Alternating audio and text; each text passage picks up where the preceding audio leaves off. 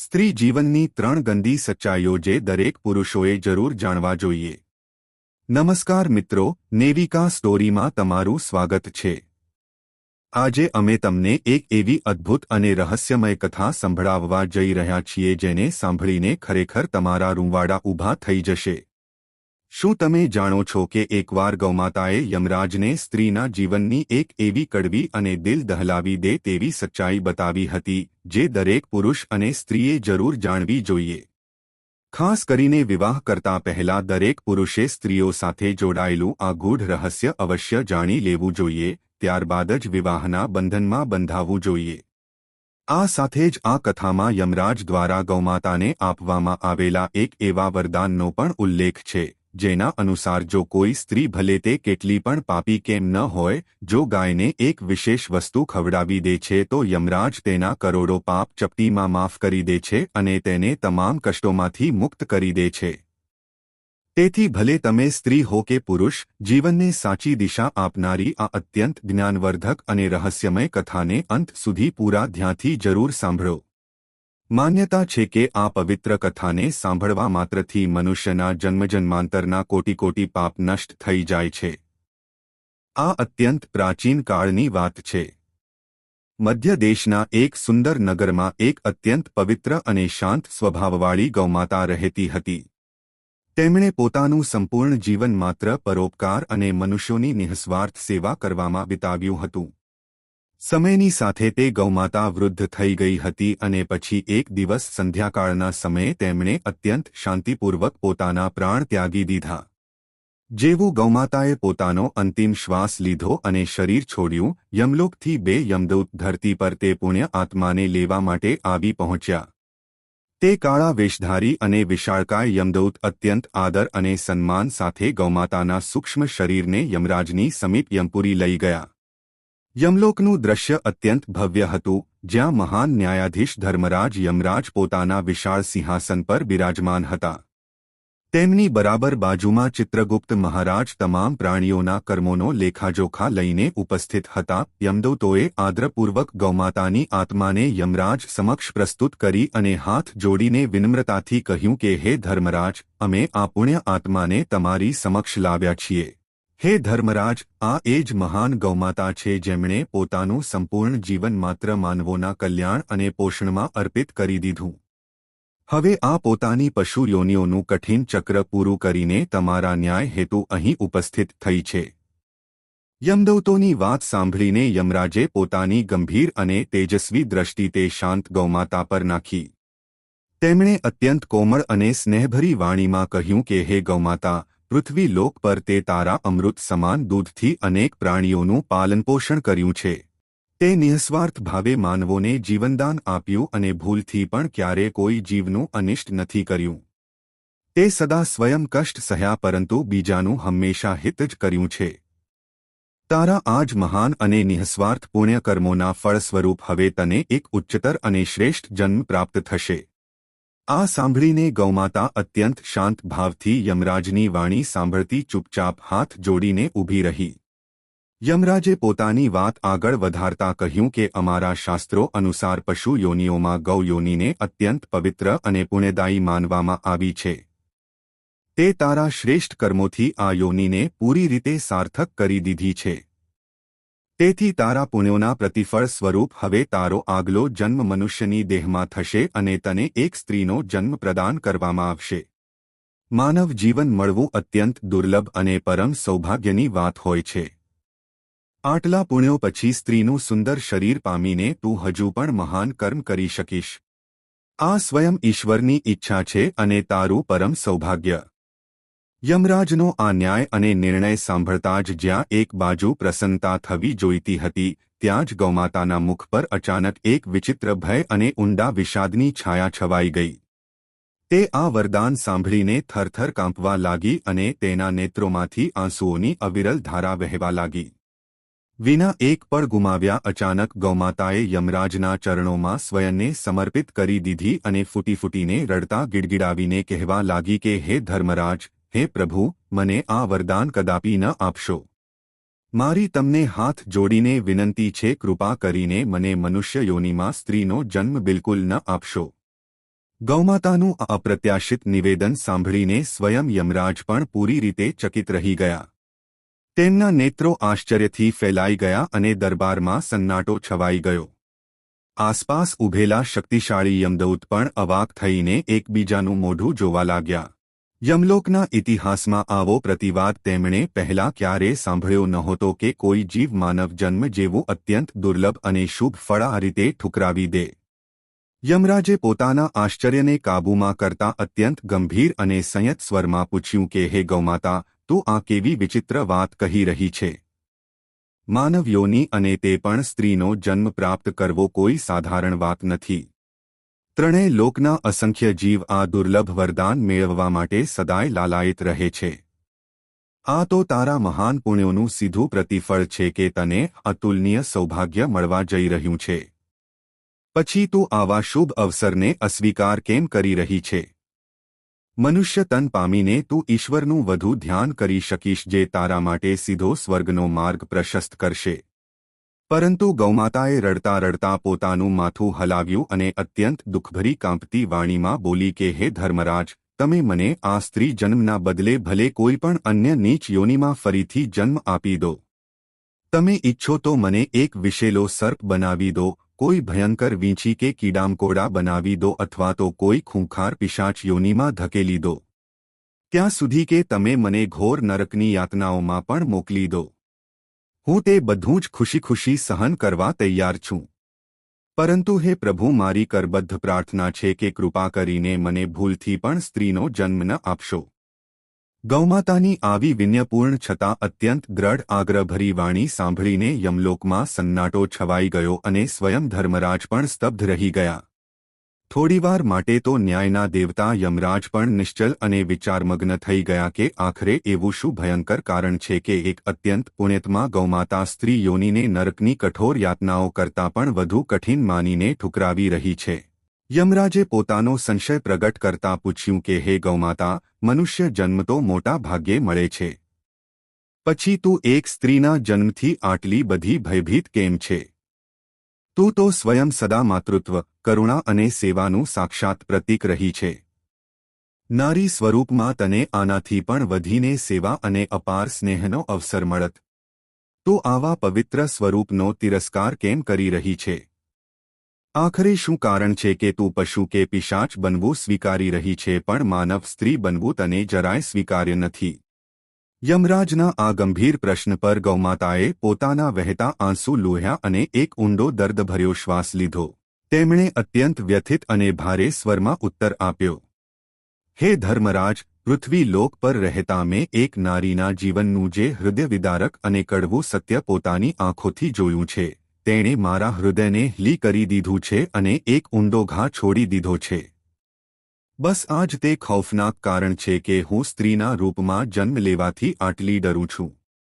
જો તમારી આજ્ઞા હોય પ્રભુ, તો હું તમને મારા જીવનની તે જ ઘટના પૂરા વિસ્તારથી સંભળાવવા માંગુ છું, જેનાથી મને સ્ત્રી જીવનના તે અસહનીય દુઃખોનો પ્રત્યક્ષ અનુભવ થયો. યમરાજે અત્યંત જિજ્ઞાસાપૂર્ણ દ્રષ્ટિથી ગૌમાતા તરફ જોયું અને ધીરેથી સહમતિમાં પોતાનું માથું હલાવતા કહ્યું કે નિશ્ચિત જ ગૌમાતા, મને તે ગૂઢ રહસ્ય વિસ્તારથી જણાવો જેણે તને આટલા મહાન પુણ્યો પછી પણ સ્ત્રી જન્મ જેવા દુર્લભ વરદાથી પૂરી રીતે વિમુખ કરી દીધી છે. હું એ જાણવા માંગુ છું કે આખરે પૃથ્વી લોક પર સ્ત્રીઓએ એવું શું ભયાનક દુઃખ સહ્યું છે જે જોઈને તારા જેવી પવિત્ર આત્મા આટલી વ્યથિત થઈ ઉઠી. તું નિર્ભય થઈને તારી પૂરી પીડા અહીં કહે. યાદ રાખ, અહીં માત્ર ધર્મ અને ન્યાયનું શાસન છે. અહીં કોઈની સાથે અન્યાય નહીં થાય. યમરાજની આ અભયપૂર્ણ અનુમતિ પામીને ગૌમાતાએ પોતાના વીતેલા જીવનની તે દર્દનાક ઘટના સંભળાવવી શરૂ કરી. તે વિશાળ યમસભામાં અચાનક એક ઊંડો સન્નાટો છવાઈ ગયો. ત્યાં ઉપસ્થિત તમામ દેવતા અને યમદૂત પૂરી રીતે ધ્યાનમગ્ન થઈને ગૌમાતાની તે કરુણ કથા સાંભળવા તત્પર થઈ ગયા. ગૌમાતાએ પોતાની ધીમી અને કાંપતી અવાજમાં કહેવાનું શરૂ કર્યું, હે ધર્મરાજ, આ ઘણા વર્ષો પહેલાની વાત છે, જ્યારે હું હજી યુવાન હતી. મારું પાલનપોષણ એક નગરમાં સુદેવ નામના એક અત્યંત ગરીબ વૈશ્યના ઘરે થયું હતું. સુદેવ એક ખૂબ જ પરિશ્રમી છતાં સાધનહીન વ્યક્તિ હતો જે પોતાની નાની અમથી આજીવિકાથી કોઈ રીતે પોતાના પરિવારનું ભરણપોષણ કરતો હતો. તેના નાના એવા પરિવારમાં તેની સુશીલ પત્ની સુશીલા અને બસ હું જ હતી. સુદેવ અને સુશીલા લાંબા સમયથી નિઃસંતાન હતા અને એક સંતાન પ્રાપ્તિ માટે તેઓ દિવસરાત ઈશ્વરને પ્રાર્થના કર્યા કરતા હતા. તેઓ મારી પણ ખૂબ સાચા દિલથી સેવા કરતા હતા.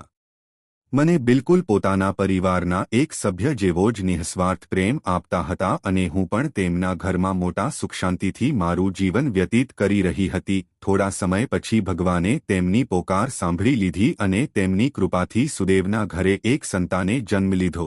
એક ઢળતી સાંજે સુશીલાએ એક અત્યંત પ્યારી કન્યાને જન્મ આપ્યો. તે નાની બાળકીના રુદનનો પહેલો અવાજ તે નાના એવા ઘરમાં ગુંજી ઉઠ્યો. હું તે સમયે ઘરના આંગણામાં બાંધેલી હતી અને અંદરથી શિશુના રોવાનો તે મધુર અવાજ સાંભળતા જ સહજ ઉત્સુકતાથી દ્વાર તરફ જોવા લાગી. મને લાગ્યું હતું કે આટલા વર્ષો પછી ઘરમાં નવું જીવન આવ્યું છે તો નિશ્ચિત જ હર્ષોલ્લાસનો માહોલ હશે. પરંતુ હે ધર્મરાજ, મારું હૃદય તે પળે ખરાબ રીતે કચવાઈ ઉઠ્યું જ્યારે મેં જોયું કે તે શિશુના જન્મ પર આનંદ અને ઉત્સવના સ્થાને આખા ઘરમાં એક ગહન અને ભયાનક નિરાશા છવાઈ ગઈ. સુદેવ અત્યંત મંદ અને ભારે ડગલે ઘરની અંદરથી બહાર આંગણામાં આવ્યા. સંધ્યાનો અંધકાર છવાવા લાગ્યો હતો અને હું આંગણામાં ઊભી આ બધું જોઈ રહી હતી. સુદેવના ચહેરા પર ઉદાસી અને ઊંડી ચિંતાની સ્પષ્ટ છાયા હતી. તેમના ડગલા જાણે બોજિલ થઈ રહ્યા હતા. તેમણે દૂર ખુલ્લા આકાશ તરફ જોતા એક ઠંડો શ્વાસ ભર્યો અને ગણગણતા કહ્યું કે હે ભગવાન, આ તમે શું કર્યું? અમારે ત્યાં દીકરી જન્મી છે. હવે અમારું શું થશે? તેમની પત્ની સુશીલા અંદર પલંગ પર અત્યંત નબળી અવસ્થામાં પડી હતી. પરંતુ મેં સાંભળ્યું કે તે ધીમા સ્વરમાં પોતાના પતિ સુદેવને સાંત્વના આપી રહી હતી કે સ્વામી, ઈશ્વરની ઈચ્છાને સ્વીકાર કરો. દીકરી પણ તો ભગવાનનો જ આપેલો પવિત્ર પ્રસાદ છે. પરંતુ સુદેવ અત્યંત દુઃખી મનથી પોતાનું માથું નમાવીને ત્યાં જ ઊભા રહ્યા. ત્યારે પાસે ઊભેલી દાઈ માએ ઉત્સાહથી કહ્યું, અરે દીકરી થઈ છે, સાક્ષાત લક્ષ્મી આવી છે તમારા ઘરમાં. પણ સુદેવે અત્યંત ઉદાસ અને નિરાશ સ્વરમાં ઉત્તર આપ્યો કે કેવી લક્ષ્મીમાં? આ દીકરી તો અમારા માટે એક ભારે બોજ બનીને આવી છે. દીકરા વગર મારો વંશ કેવી રીતે ચાલશે? મારી આ જે પણ વિરાસત છે તેને કોણ સંભાળશે? અને સૌથી મોટી ચિંતા ઉપરથી આના વિવાહનો આટલો ભારે ખર્ચ. આ બધું કહેતા કહેતા તે પિતાની આંખો ભરાઈ આવી. હું આ હૃદયવિદારક દ્રશ્ય જોઈને ખરાબ રીતે વિચલિત થઈ ઉઠી. એક બાજુ ઘરના ખૂણામાં જૂના કપડામાં લપેટાયેલી તે માસૂમ નવજાત કન્યા હવે બિલકુલ શાંત હતી, કદાચ પોતાની માના ગરમ ખોળામાં સૂઈ ગઈ હતી. ત્યાં બીજી બાજુ તેના પોતાના જ પિતાના મુખમાંથી આવા કઠોર શબ્દો નીકળી રહ્યા હતા જે કોઈ પણ દીકરીના ભાગ્યને કોસનારા હતા. તે માસૂમ શિશુનો આખરે શું દોષ હતો? હે ધર્મરાજ, તે તો સ્વયં ભગવાનની અનમોલ ભેટ હતી. પણ તેના જન્મતાની સાથે જ તેને એક ભારે બોજ અને જીવનભરની ચિંતાનું કારણ માની લેવામાં આવ્યું. તે દિવસે મેં પહેલીવાર ઊંડાઈથી મહેસૂસ કર્યું કે મનુષ્ય સમાજમાં એક સ્ત્રીના આગમન પર જ કેવું વિરાગપૂર્ણ અને દુઃખદ વાતાવરણ બની શકે છે. ધીમે ધીમે રાત થઈ ગઈ. સુશીલા પલંગ પર નિર્બળ પડી આ બધી કઠોર વાતો સાંભળી બસ પોતાના આંસુ પી રહી હતી. અને હું આંગણામાં બાંધેલી બેબસ થઈને આ બધા નજારા જોઈ રહી હતી. તે રાત્રે સુદેવે કોઈ પ્રકારે અન્મને ઢંગે પોતાની નવજાત દીકરીને ખોળામાં તો લીધી પણ તેમના મનમાં ઊંડી નિરાશા ભરેલી હતી. સુદેવે જોકે મોટા પ્રેમથી પોતાની તે નવજાત દીકરીનું નામ સુનંદા રાખ્યું.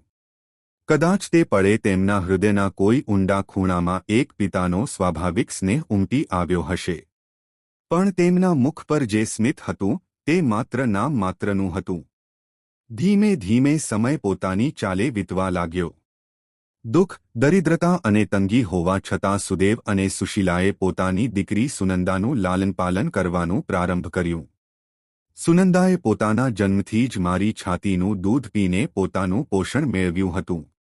સાચું કહું તો મેં પણ તે નાની બાળકીને બિલકુલ પોતાના સગા વાછરડાની જેમ જ અસીમ પ્રેમ આપ્યો. જ્યારે સુનંદા થોડા મહિનાની થઈ ગઈ તો રોજ સવારે મને દોહવામાં આવતી અને તે સોના જેવી દમકતી હસમુખી બાળકી એક નાના વાટકામાંથી મારું દૂધ મોટા ચાવથી પીતી. તેની મોટી મોટી અને કોમળ આંખોમાં હું અવારનવાર ખુદને અપાર સ્નેહથી નિહાળતી પામતી હતી. સુનંદા જ્યારે થોડી મોટી થઈ તો તે પોતાના નાના હાથોથી મને રોટલી ખવડાવવાની પ્યારી કોશિશ કરતી. તે મારી પીઠ પર પોતાના નાના નાના હાથ ફેરવતી અને ખુશીથી કિલકારી મારીને હસતી. હું પણ ખૂબ પ્રેમથી તેની તરફ નિહાળતી અને ક્યારેક વહાલથી તેના ગાલ ચાટી લેતી તો તે ખીલી ઉઠતી. ઘરમાં ભલે આવક ખૂબ ઓછી હતી, પણ તે બાળકીની ચંચળતાએ ત્યાં એક નવી રોનક લાવી દીધી હતી. સુદેવ પણ જ્યારે કામ પરથી પાછા ફરતા તો દીકરીને ખોળામાં ઉઠાવી લેતા અને તે પળે તેમના ચહેરા પર એક ઊંડો સંતોષ ઝલકતો. માનો દિવસભરનો બધો શ્રમ સાર્થક થઈ ગયો હોય. સમયની સાથે કદાચ તે નાની જાન પ્રત્યે સુદેવના મનનો મેલ ધીમે ધીમે ધોવાઈ રહ્યો હતો.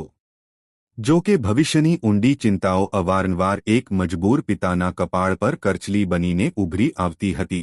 દિવસો વીતતા ગયા અને જોતા જોતામાં અમારી પ્યારી સુનંદા એક ખૂબ જ સુંદર અને સુશીલ કિશોરીના રૂપમાં ખીલી ઉઠી. ઘોર કઠિનાઈઓ અને દરિદ્રતાની વચ્ચે પણ માતાપિતાએ તેને પોતાના અસીમ સ્નેહ અને ઉત્તમ સંસ્કારોથી સિંચી હતી. સુશીલાએ પોતાની દીકરીને ઘરના દરેક કામકાજમાં નિપુણ બનાવવાની સાથે સાથે ધર્મ અને પૂજા પાઠનું ઊંડું જ્ઞાન પણ આપ્યું હતું. સુનંદા રૂપ અને સ્વભાવ બંનેથી મનમોહક હતી. સુશીલ, અત્યંત કોમળ હૃદયવાળી અને વડીલોનો આદર કરનારી. તેને જોઈને પિતા સુદેવની છાતી જ્યાં એક બાજુ ગર્વથી પહોળી થઈ જતી, ત્યાં બીજી બાજુ એક ભયાનક ચિંતા તેમને અંદરને અંદર ખાઈ જતી હતી. દીકરી હવે જવાન થઈ રહી હતી. તેના લગ્ન કેવી રીતે થશે? ગરીબીના દલદલમાં ફસાયેલા એક બેબસ પિતાના માથા પર કન્યાના લગ્નનો ભારે ઉત્તરદાયિત્વ કોઈ પહાડથી ઓછો હોતો નથી. સુદેવે આસપાસ અને પોતાની સગાઈમાં એ શોધ શરૂ કરી દીધી કે તેમની લાડલી માટે કોઈ સુયોગ્ય વર મળી જાય. ઘણા મહિનાઓની અથક શોધ પછી આખરે તેમને દૂરના એક નગરથી એક પ્રસ્તાવ મળ્યો. વાચસ્પતિ નામના એક યુવાન વૈશ્યની સાથે સુનંદાનો સંબંધ નક્કી કરી દેવામાં આવ્યો. વાચસ્પતિનો પરિવાર સાધન સંપન્ન હતો અને તેમના ઘરની આર્થિક સ્થિતિ કાફી મજબૂત હતી. સુદેવની હેસિયત તેમની સામે તણખલા સમાન હતી. તેથી આ લગ્નમાં ભારે દહેજ આપવું અનિવાર્ય થઈ ગયું. આ સાંભળીને સુદેવ અંદરથી તૂટી ગયા. પણ પોતાની લાડલી દીકરીના સુખદ ભવિષ્યની ખાતર તેમણે પોતાની જીવનભરની જમા પૂંજી અને ભારે દેવું કરીને દહેજની તૈયારી કરી. સુશીલાએ તો પોતાની દીકરી માટે પોતાના શરીરના આખરી ઘરેણાં સુધી ન્યોછાવર કરી દીધા અને પછી તે શુભ દિવસ આવી પહોંચ્યો. સુદેવે પોતાના સીમિત સાધનોમાં પણ પોતાની સામર્થ્યથી વધીને જાનની શાનદાર આગતા સ્વાગતા કરી. સુંદર મંડપ સજાવવામાં આવ્યો. વેદી પર પવિત્ર અગ્નિ પ્રજ્વલિત થઈ અને વૈદિક મંત્રોચ્ચારના ગુંજારવ વચ્ચે સુનંદાનો વાચસ્પતિ સાથે વિવાહ સંપન્ન થઈ ગયો. ભાવવિભોર સુદેવે કાંપતા હાથે પોતાના કલેજાના ટુકડાને વરના હાથમાં સોંપી દીધી. વિદાયની તે રડાવી દે તેવી ક્ષણ જ્યારે નજીક આવી તો સુશીલા અને સુદેવ બંનેના આંસુનો બંધ તૂટી પડ્યો. સુશીલાએ રડતા રડતા સુનંદાને છાતીએ લગાવી અને રૂંધાયેલા ગળે કહ્યું કે બેટી, તારા સાસરામાં બધાનો આદર કરજે, ધીરજ રાખજે, જેવી રીતે તે અહીં અમારી લાજ રાખી છે, તેવી રીતે ત્યાં પણ કુળની મર્યાદા જાળવી રાખજે અને હંમેશા ખુશ રહેજે. સુનંદાની કોમળ આંખોમાંથી આંસુની અવિરલ ધારા વહી રહી હતી. તે પોતાના માતાપિતાને વળગીને ફૂટી ફૂટીને ડૂસકા ભરી રહી હતી. તેના મનમાં એક સાથે ઊંડી ઉદાસી અને અજાણ્યા ભયનો સાગર હિલોળા મારી રહ્યો હતો. પોતાના બાળપણનું તે સુરક્ષિત આંગણું છોડીને એક બિલકુલ અજ્ઞાત ભવિષ્ય તરફ ડગલું ભરવું દુનિયાની કોઈ પણ દીકરી માટે અત્યંત કઠિન અને ડરામણી ઘડી હોય છે. તે ભાવુક વિદાયની વચ્ચે સુદેવે આગળ વધીને મને એટલે કે તેમની પ્રિય ગૌમાતાને પણ પોતાની લાડલી સુનંદાની સાથે વિદાય કરવાનો કઠોર નિર્ણય લીધો. તેમણે વાચસ્પતિ અને તેમના પિતાને હાથ જોડીને વિનંતી કરી કે આ ગૌમાતા અમારી તરફથી એક નાની ભેટ સમજીને સ્વીકાર કરો. આણે મારી દીકરીને પોતાના અમૃત સમાન દૂધથી પાળી છે. હવે તે તેના સાસરામાં પણ તમારા પરિવારની સેવા કરશે. વાચસ્પતિના પિતા ધનપાલે મનમાં ને મનમાં પ્રસન્ન થતાં તરત સહમતિમાં માથું હલાવી દીધું. આખરે તેમને એક હષ્ટપુષ્ટ અને ઉત્તમ ગાય મફતમાં જે મળી રહી હતી તો ઇનકારનો તો પ્રશ્ન જ નહોતો ઉઠતો. તે દોરમાં કન્યાની સાથે ગાયદાન આપવાની આ પ્રથાને અત્યંત શુભ પણ માનવામાં આવતી હતી. આ પ્રકારે હું પણ મારી પ્યારી સુનંદાની સાથે એક બળદગાડામાં બંધાઈને તેની સાસરી માટે રવાના થઈ ગઈ. રસ્તામાં સુનંદા પોતાના માતાપિતાથી વિખૂટા પડવાના અથાહ દુઃખમાં આંસુ વહાવતી રહી. હું બળદગાડાની પાછળ બાંધેલી હતી અને ઊંડાઈથી મહેસૂસ કરી શકતી હતી કે તે માસૂમનું કોમળ હૃદય કેટલી આશંકાઓ અને પીડાથી ભરેલું છે. મારી પણ આંખો નમ હતી. એક બાજુ પોતાના જન્મસ્થાનથી વિખૂટા પડવાનું દુઃખ હતું તો બીજી બાજુ સુનંદાના ભવિષ્યની ઊંડી ચિંતા. પણ સંતોષ બસ એટલો હતો કે હું તે અબોધ બાળકીની સાથે નવા ઘરમાં રહીશ. ઘણા ગાંવની લાંબી મુસાફરી પૂરી કરીને અંતે અમારો કાફલો તે વિશાળ 2 માળના ઘરમાં પહોંચ્યો. દ્વાર પર પહોંચતા જ પરંપરા અનુસાર સાસરિયાઓએ આરતી ઉતારીને નવી વહુનું ભવ્ય સ્વાગત કર્યું. સાસુ લક્ષ્મીબાઈએ મોટો બનાવટી સ્નેહ બતાવતા કહ્યું કે પધારો વહુ, અમારા ઘરમાં તમારું સ્વાગત છે. હવે આજ તારું પોતાનું ઘર છે. શરૂઆતના કેટલાક દિવસ સુનંદા માટે નવા માહોલને સમજવામાં વીત્યા. શરૂઆતમાં તો સાસુ લક્ષ્મીબાઈએ વહુ પર ખૂબ પ્રેમ લૂંટાવ્યો અને તેને રસોડામાં પણ જવા ન દીધી. પરંતુ કેટલાક જ સપ્તાહ પછી તે ઘરનો અસલી અને ખૌફનાક રંગ પ્રગટ થવા લાગ્યો. હવે લક્ષ્મીબાઈ પોતાની નવી વહુ પાસે ઘાણીના બળદની જેમ કામ કરાવવા લાગી. સવારે સૂર્યોદય પહેલા ઉઠીને પાણી ભરવું, ચૂલો સળગાવવો અને ઘર ખટવું. પહેલા જે સાસુ ઓવારણા લઈ રહી હતી, હવે તે વાત પર ખરીખોટી સંભળાવવા લાગી હતી. અને એક દિવસ તો ભોરમાં જ કઠોર આદેશ આવી ગયો કે વહુ ઉઠી જા અને બધા માટે ચાનાસ્તો ચઢા. સુનંદા ઊંઘમાંથી હડબડાઈને તરત ઉઠી અને વિના એક પળ ગુમાવ્યા રસોડાના કામમાં લાગી ગઈ. પણ જગ્યા નવી હતી તેથી તેને ચૂલો સળગાવવામાં થોડી વાર થઈ ગઈ. ઉપરથી કદાચ પૌવા પણ દૂધમાં કંઈક વધારે જ રંધાઈ ગયા હતા જેથી તે હલકા ગીલા થઈ ગયા. બસ પછી શું હતું? નાસ્તાની થાળીમાં તે ગીલા પૌવા જોતાં જ સાસુ લક્ષ્મીબાઈનો પારો 7મા આસમાને ચઢી ગયો. તેમણે પોતાની કર્કશ અને તેજ અવાજમાં પૂરી તાકાતથી સુનંદાને વઢવાનું શરૂ કરી દીધું. આ શું હાલત બનાવી દીધી છે ખાવાની? એક પણ કામ ઢંગથી થતું નથી તારાથી.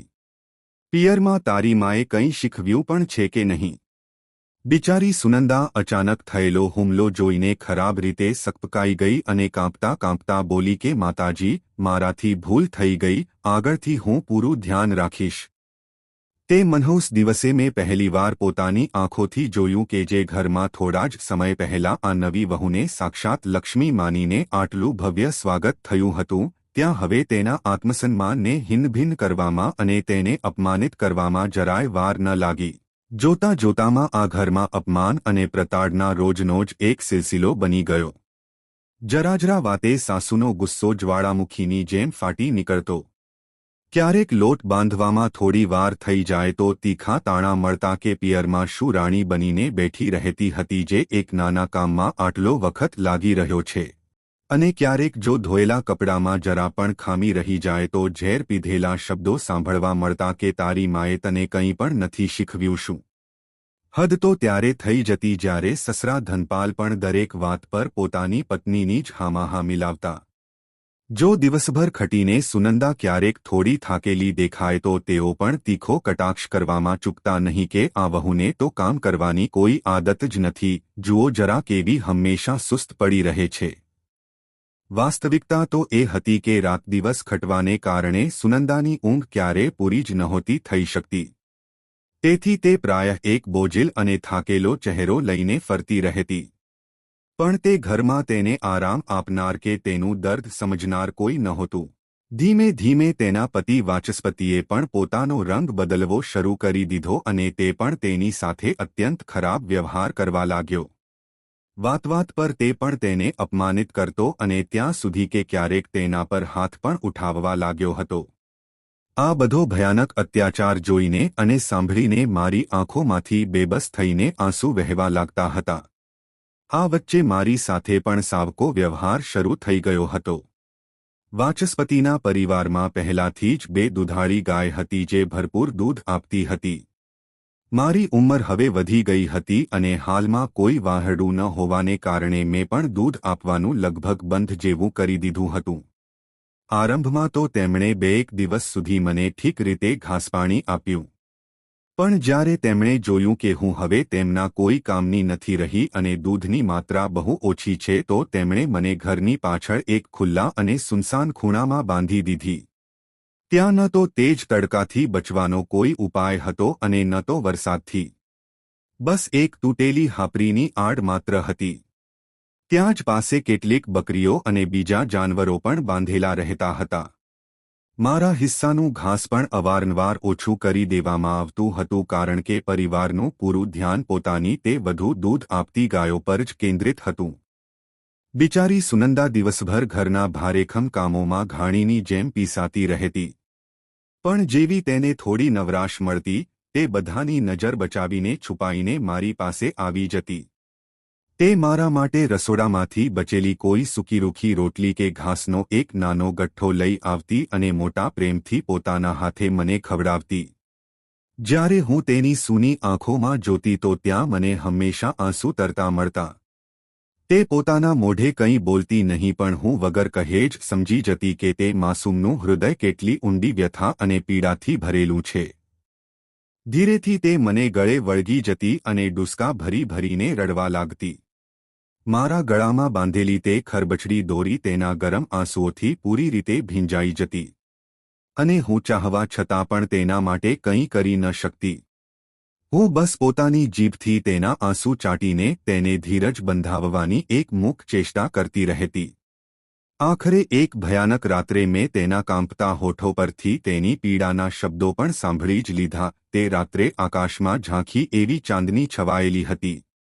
જ્યારે ઘરના બધા લોકો ઘેરી ઊંઘમાં સૂઈ ગયા હતા ત્યારે સુનંદા દબેલે પગે આખું આંગણું પાર કરીને મારી પાસે આવી. તેણે ડરતા ડરતા ચારે બાજુ જોયું કે ક્યાંક કોઈ જાગી તો નથી રહ્યું ને. પછી મારા માથા પર હાથ ફેરવતા તે ફૂટી ફૂટીને રડી પડી. તે ડૂસકા ખાતા મોટી મુશ્કેલીથી બોલી શકી કે ગૌમાતા, મારા તો બધા સપના જ તૂટી ગયા. મને તો બાળપણથી એવું જ શીખવવામાં આવ્યું હતું કે પતિનું ઘર જ હવે મારું પોતાનું ઘર છે. તે જ મારો સંસાર છે. પણ અહીં તો મને પોતાનાપણાનું એક ટીપું પણ નસીબ નથી થતું. દિવસભર ઘાણીના બળદની જેમ કામ કરો અને પછી પણ બસ મેણા જ સાંભળો. મારી તો આ ઘરમાં રત્તીભર પણ કોઈ કદર નથી. ગૌમાતા, હું તો અહીં એક નોકરાણીથી પણ બદતર જિંદગી જીવી રહી છું. આ બધું કહેતા કહેતા સુનંદા હજુ પણ વધારે જોરથી ફૂટી ફૂટીને રડવા લાગી. પછી પોતાના ભારે ડુસકાની વચ્ચે તે બોલી કે સૌથી મોટી વિડંબના તો એ છે કે હું મારી આ પીડા મને જન્મ આપનારા મા બાપને પણ નથી કહી શકતી. તેમણે કેટલા મોટા અરમાનોથી મારા લગ્ન કર્યા હતા. જો હું તેમને આ ભયાનક સચ્ચાઈ બતાવી દઈશ તો તેમનું નબળું હૃદય તૂટી જશે. ક્યારેક ક્યારેક તો મારું મન થાય છે કે પોતાનો જીવ આપીને આ રોજરોજની યાતનાથી હંમેશા માટે છુટકારો મેળવી લઉં. પણ પછી વિચારું છું કે મારા ગયા પછી મારા વૃદ્ધ મા બાપ પર શું વીતશે. હું તેની આ દર્દભરી વાતો સાંભળીને અસીમ વેદના મહેસૂસ કરી રહી હતી. કાશ હું કોઈ રીતે મનુષ્યની ભાષામાં બોલીને તેને સમજાવી શકત કે બેટી ધીરજ રાખ, એક દિવસ બધું ઠીક થશે. પરંતુ હું તો બસ એક મૂક પ્રાણી હતી. હું માત્ર પોતાના ખરબચડા મુખથી તેના આંસુઓને ચાટીને તેને ધીરજ બંધાવવાનો જ પ્રયત્ન કરતી રહી.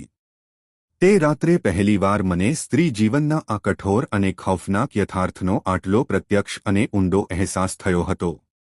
મેં મનોમન ઈશ્વરને રડતા પ્રાર્થના કરી કે હે પ્રભુ, આ બિચારી અબળા પર કંઈક તો દયા કરો. ધીમે ધીમે સમય પોતાના ક્રૂર પૈડા પર વીતતો ગયો. આટલા અસહનીય કષ્ટ અને શારીરિક યાતનાઓ વેઠ્યા પછી પણ સુનંદા દિવસરાત એક મશીનની જેમ પોતાના કર્તવ્યોમાં લાગેલી રહી.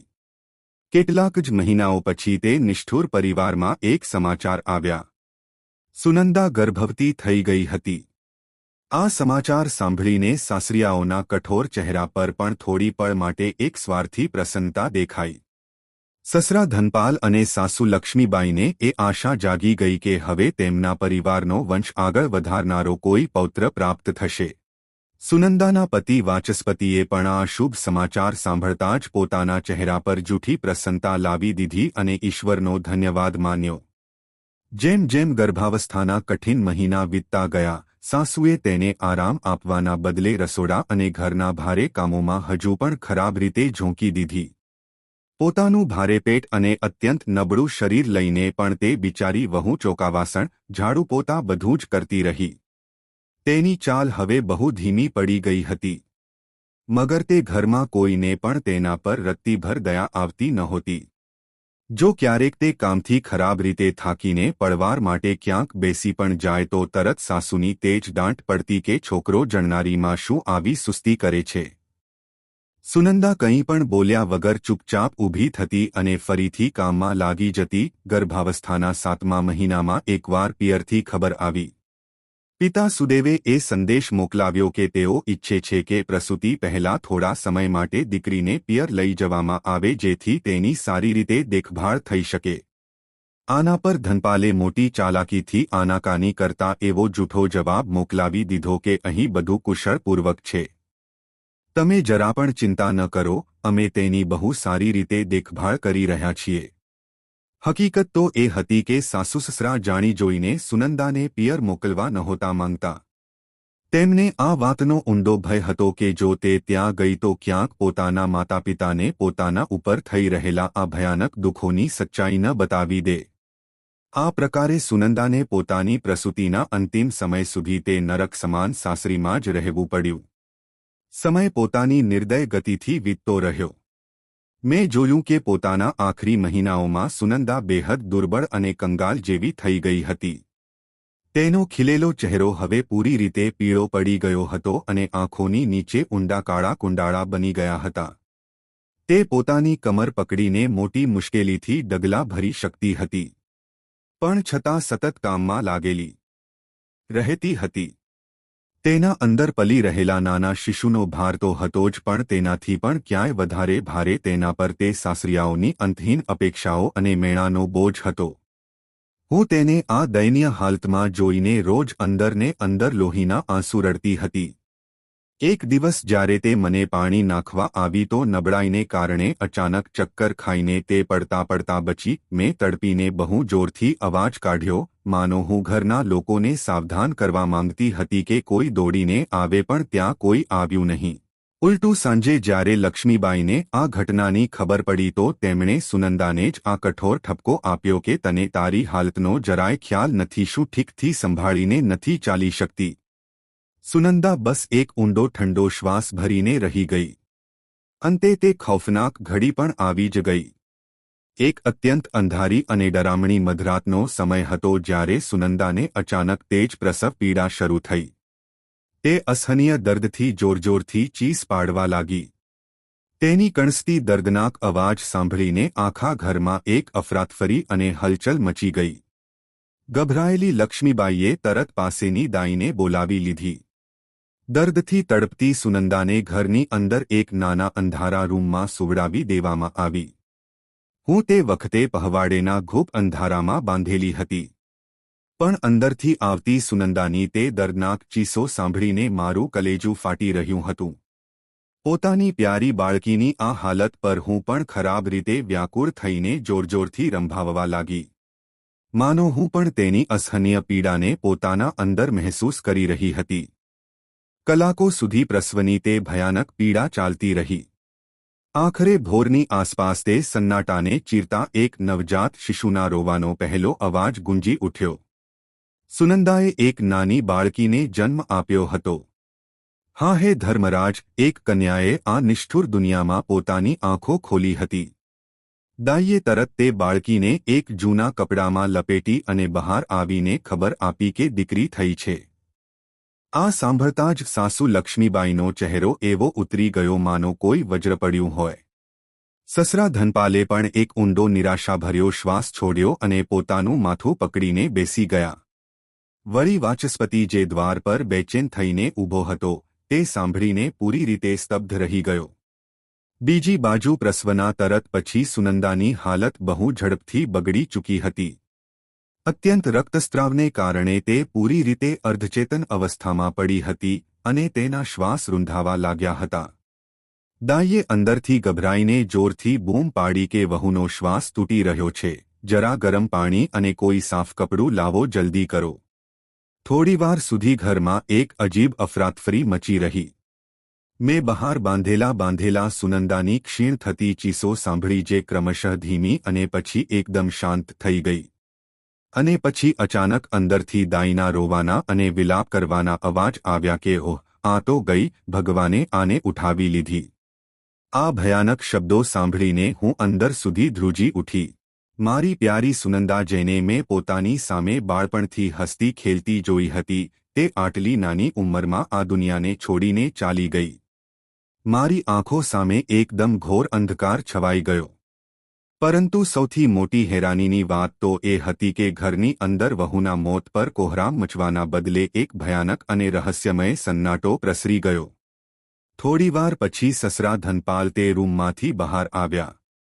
તેમના ચહેરા પર કોઈ પોતાના જવાના શોક નહીં પણ એક અજીબ ઝૂંઝલાહટ હતી. તેમની પાહળ લક્ષ્મીબાઈ પણ નીકળી જેના કપાળ પર ક્રોધની રેખાઓ સાફ સાફ દેખાઈ રહી હતી. તેમણે વાચસ્પતિ તરફ જોતા અત્યંત ઠંડા સ્વરમાં બસ એટલું જ કહ્યું કે સંભાળ તારી જાતને બેટા. પણ તેમની તે અવાજમાં માતૃત્વ અને કરુણાના સ્થાને એક ભયંકર ક્રૂરતા ઝલકી રહી હતી. થોડી જ વાર પછી દાઈને તેની મજૂરીના પૈસા આપીને ત્યાંથી વિદાય કરી દેવામાં આવી. અંદર રૂમમાં સુનંદાની નિશ્ચલ અને શાંત દેહને એક સફેદ ચાદરથી ઢાંકી દેવામાં આવી હતી. તેની જ પાસે એક નાની ટોકરીમાં રાખેલી તે નવજાત બાળકી ડુસકા ભરી રહી હતી, માનો પોતાની જન્મ આપનારી માને શોધી રહી હોય. મેં આંગણાથી લાગેલા પછવાડે ઊભા જોયું કે સુનંદાના સાસુ સસરા આપસમાં ધીમી અવાજમાં કંઈક રહસ્યમય સલાહ કરી રહ્યા હતા.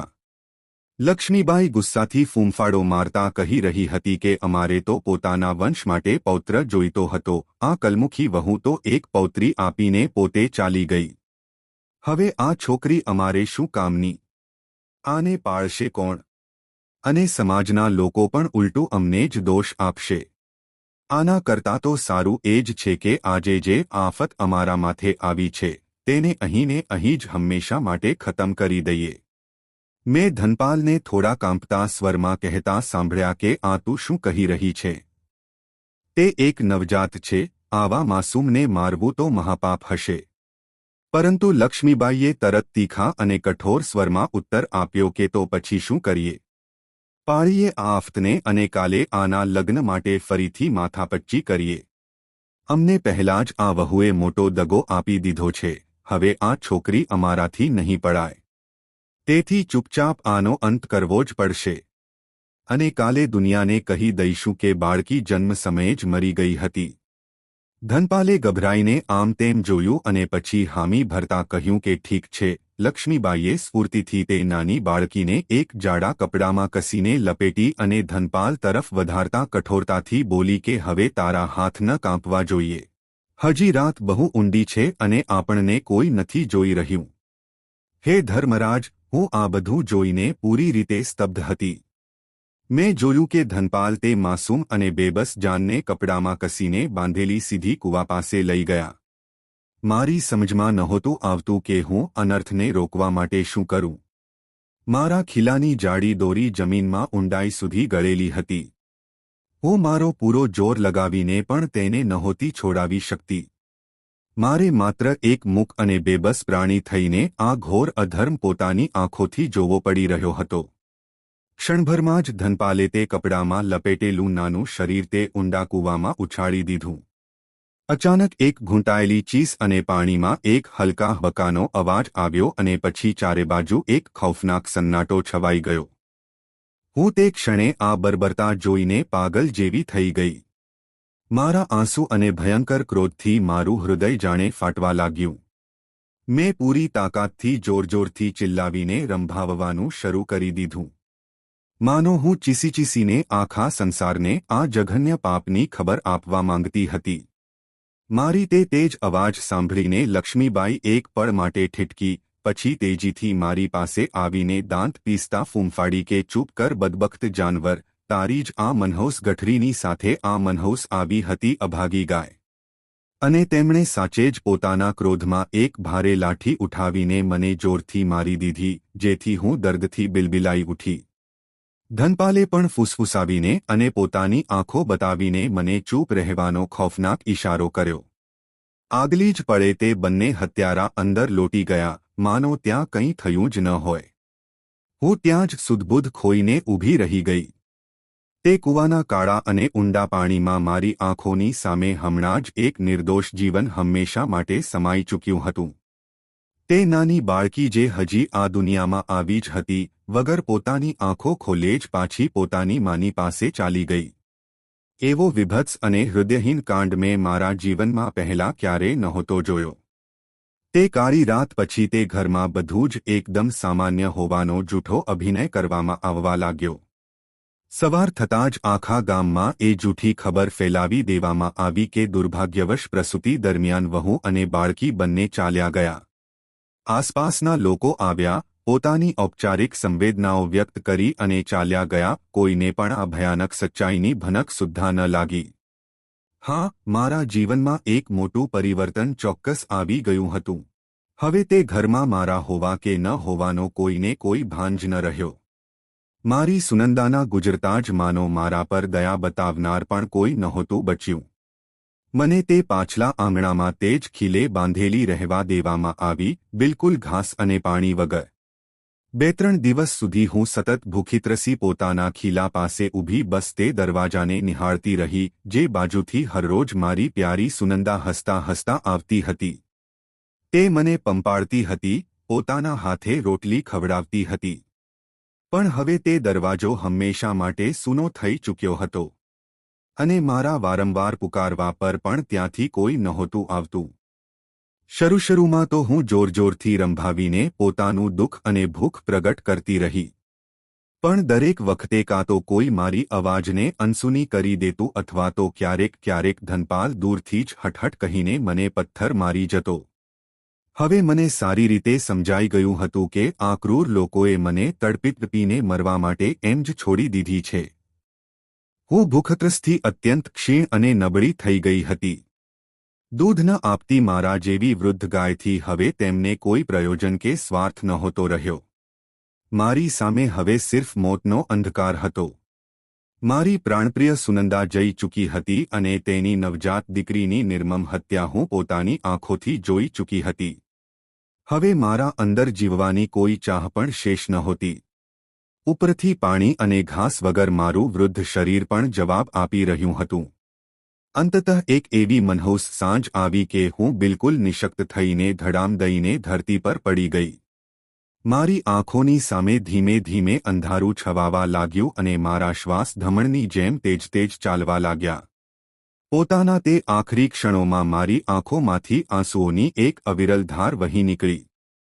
તે સમયે મારા મનમાં બસ એક જ કરુણ પોકાર હતી કે હે પ્રભુ, હવે ફરીથી મને ક્યારે આ પૃથ્વી પર ન મોકલતા અને વિશેષ કરીને કોઈ સ્ત્રીની યોનિમાં જન્મ આપીને મને ફરીથી આવા અસહનીય દુઃખ તો કંઈ ન આપતા. ધીમે ધીમે મારી દ્રષ્ટિ પૂરી રીતે ઝાંખી પડી ગઈ અને એક અંતિમ લાંબા શ્વાસની સાથે મારા પ્રાણ નીકળી ગયા. ગૌમાતાની તે કરુણાભરી આપવીતી સમાપ્ત થતાં જ યમલોકની તે વિશાળ સભામાં થોડીવાર સુધી એક પૂર્ણ અને ભારે સન્નાટો છવાયેલો રહ્યો. તમામ યમદૂત સ્તબ્ધ ઊભા હતા. સ્વયં ન્યાયના દેવતા ધર્મરાજ યમરાજની આંખો પણ નમ થઈ ઉઠી હતી. ક્ષણવારને માટે તો યમરાજ પણ પોતાના આસન પરથી ઊભા થઈ ગયા, માનો તેમણે પણ તે માસૂમના શોકમાં મૌન ધારણ કરી લીધું હોય. પછી તેમણે એક અત્યંત ગહન અને ભારે નિશ્વાસ છોડતા પોતાના ભરાયેલા સ્વરમાં કહ્યું કે હે ગૌમાતા, તારી આ અત્યંત પીડાનાક કથા સાંભળીને મારું પાષાણ હૃદય પણ દ્રવિત થઈ ઉઠ્યું છે. મનુષ્ય લોકમાં એક નિસ્સહાય નારી પર આવો અમાનવીય અને ક્રૂર અન્યાય થાય છે. હું તો આની કલ્પના પણ નહોતો કરી શકતો કે આજે પણ ધરતી પર એવી વિભત્સ ઘટનાઓ ઘટિત થઈ રહી છે. જે ક્રૂર પરિવારની આ દર્દનાક આપવીતી તે મને બતાવી છે, વાસ્તવમાં તેમણે તો માનવતાના નામે ઘોર જઘન્ય પાપ કર્યા છે. એક અબળા અને માસૂમ વહુને દિવસરાત પ્રતાડિત કરવી અને પછી જન્મ લેતા જ એક નિર્દોષ શિશુની આટલી નિર્મમ હત્યા કરી દેવી આ તો સૃષ્ટિનો સૌથી મોટો અને અક્ષમ્ય મહાધર્મ છે. આવા દુષ્ટ પાપીઓને તેમના આ ભયંકર કર્મોનું ઉચિત અને અત્યંત કઠોર ફળ અવશ્ય જ મળશે. આ કહીને ન્યાયના દેવતા યમરાજે ભયંકર ક્રોધથી પોતાની ભ્રકુટી ચઢાવી અને પાસે જ ઊભેલા ચિત્રગુપ્તને કડકતી અવાજમાં પોતાનો કડો આદેશ આપ્યો. યમરાજે કહ્યું કે ચિત્રગુપ્ત, તે અભાગી સુનંદાના ક્રૂર સાસુ, સસરા અને તે કાયર પતિનું સંપૂર્ણ જીવન લેખા અત્યારે ને અત્યારે કાઢીને જુઓ. જ્યારે પણ તેમના આ પાપી જીવનનો અંત થાય અને તે પાપી અહીં મારી સભામાં ઉપસ્થિત થાય તો તેમને આ ઘૃણિત અપરાધો માટે નરકનો સૌથી કઠોરથી કઠોર દંડ આપવામાં આવે. તેમણે પોતાના હાથોથી જે આ કાંટાવાળા બીજ વાવ્યા છે તેની ભયંકર ચૂભન તેમને નરકોની ધકતી આગમાં યુગો યુગો સુધી ભોગવવી જ પડશે. આટલો કઠોર આદેશ આપ્યા પછી યમરાજ થોડા શાંત થઈને અત્યંત કોમળ અને સ્નેહભર્યા સ્વરમાં ગૌમાતાને કહ્યું કે હે પુણ્યતમા ગૌમાતા, આજે તે તારી આ હૃદયવિદારક કથાથી અમને બધાને એક બહુ ઊંડો અને માર્મિક સબક આપ્યો છે. તારા પવિત્ર હૃદય પર જે વીતી છે તે વાસ્તવમાં અત્યંત દુઃખદ અને પીડાનાક છે. હવે હું ભલીભાંતિ સમજી ગયો છું કે તું એક સ્ત્રીનો જન્મ લેવાથી આટલી બધી ભયભીત કેમ છે. નારી જે સાક્ષાત સ્નેહ, મમતા અને ત્યાગની પવિત્ર મૂર્તિ હોય છે, તેની સાથે જો સમાજમાં આવો ઘૃણાસ્પદ અત્યાચાર થાય તો નિશ્ચિત રૂપથી આ પૂરી સૃષ્ટિનો સૌથી મોટો અને કલંકિત અન્યાય છે. ધર્મરાજ યમરાજે પોતાનો અંતિમ અને અટલ નિર્ણય સંભળાવતા કહ્યું કે તે તારા પૂરા જીવનમાં જેટલું પણ શારીરિક અને માનસિક કષ્ટ સહ્યું છે, હું તેને કદાપી વ્યર્થ નહીં જવા દઉં. હે ગૌમાતા, તેથી હું આજે તારા પુનર્જન્મનો તે વિધાન જ પૂરી રીતે બદલું છું. હવે તને મનુષ્ય યોનિમાં સ્ત્રીનો જન્મ બિલકુલ નહીં આપવામાં આવે. તે તારા નિઃસ્વાર્થ અને મહાન પુણ્યકર્મોથી જે શ્રેષ્ઠ ફળ અર્જિત કર્યું છે તેના અનુસાર હવે તારું સ્થાન આ મૃત્યુ લોકમાં નહીં પણ સીધું સ્વર્ગ લોકમાં હશે. હું આજે તને મનુષ્ય જીવનના આ સમસ્ત માયાવી બંધનો અને કષ્ટોથી હંમેશા માટે મુક્ત કરીને દિવ્ય લોકનું પરમ વરદાન આપું છું. હવે તું સીધું સ્વર્ગ જઈને અત્યંત સુખપૂર્વક તારું જીવન વ્યતીત કરીશ. ત્યાં તને ભૂલથી પણ કોઈ કષ્ટ નહીં અડી શકે. આની સાથે જ યમરાજે સંપૂર્ણ સંસારની સ્ત્રીઓ માટે એક ઉદ્ઘોષ કર્યો. તારા જ માધ્યમથી આજે હું એક વિશેષ અને અમૂલ્ય આશીર્વાદ આ સંસારની સમસ્ત સ્ત્રી જાતિને પણ પ્રદાન કરું છું. આજથી જે પણ સ્ત્રી અત્યંત શ્રદ્ધાભાવથી પોતાની રસોઈની પહેલી રોટલી ગૌમાતાને ખવડાવશે તેની સાથે જીવનમાં ક્યારે કોઈ અન્યાય નહીં થાય. તે સ્ત્રીના જીવનના તમામ કષ્ટ અને સંકટ સ્વયં હું મારા હાથે હરી લઈશ અને તેને સદાય અભય પ્રદાન કરીશ. ધર્મરાજ યમરાજના મુખેથી આ પરમ વરદાન અને ન્યાય સાંભળીને ગૌમાતાની આંખોમાંથી કૃતજ્ઞતાના આનંદ અશ્રુ વહી નીકળ્યા. તેમણે અત્યંત ભાવવિભોર થઈને બંને હાથ જોડીને યમરાજને નમન કર્યું અને ગદગદ કંઠે બોલી કે હે ધર્મરાજ, તમારી આ અસીમ કૃપા અને મહાન ન્યાય માટે હું જન્મ જન્માંતર સુધી તમારી આભારી રહીશ. આપે મારા હૃદયનો તે ઊંડો ભય હંમેશા માટે હરી લીધો અને મારી આ ભટકતી આત્માને પરમ શાંતિ પ્રદાન કરી છે. તો મિત્રો, જો તમને અમારી આ અત્યંત જ્ઞાનવર્ધક અને રહસ્યમય કથા હૃદયથી ગમી હોય તો આ વિડીયોને લાઇક અવશ્ય કરજો. આ કથા વિશે તમારા અનમોલ વિચાર અમને નીચે કોમેન્ટ બોક્સમાં જરૂર લખજો અને આ કહાનીને વધુમાં વધુ લોકો સુધી શેર કરજો જેથી ધર્મનો આ પવિત્ર સંદેશ બધા સુધી પહોંચી શકે. આ સાથે જ કોમેન્ટમાં જય ગૌમાતા અવશ્ય લખજો. અમારી ચેનલને સબસ્ક્રાઇબ કરવાનું બિલકુલ ના ભૂલતા કારણ કે અમે આગળ પણ તમારા માટે આવી જ શિક્ષાપ્રદ, રહસ્યમય અને ભાવનાત્મક કથાઓ નિરંતર લઈને આવતા રહીશું. ધન્યવાદ.